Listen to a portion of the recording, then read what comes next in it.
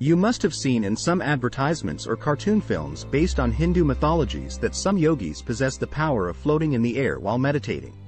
This can be explained by the phenomenon of superconductivity. This is a possible scientific explanation.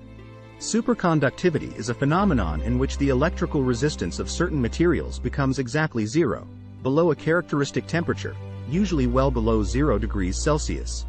For example, some cuprate-perovskite ceramic materials become superconductors at -183 degrees Celsius.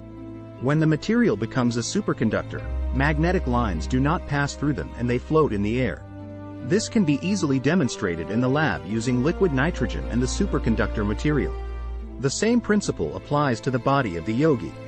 In Dnyaneshwari, written by Saint Dnyaneshwar, he has described his experience of what happens when Kundalini Shakti arises in the body. He has mentioned that it feels like Kundalini power drinks all the blood and eats up all the flesh in your body and your body becomes extremely cold. After some time, it again regenerates everything and your body becomes as fresh as a newborn. It is quite possible that when the temperature of the yogi's body decreases, it reaches a point where the yogi's body becomes a superconductor, and hence, the gravitational lines do not pass through his body and he floats in the air.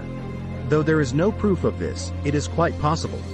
Hence, it is not a superstition that yogis float in the air. The ad makers who mock Hindus in ads by making fun of yogis floating in the air should consider this fact.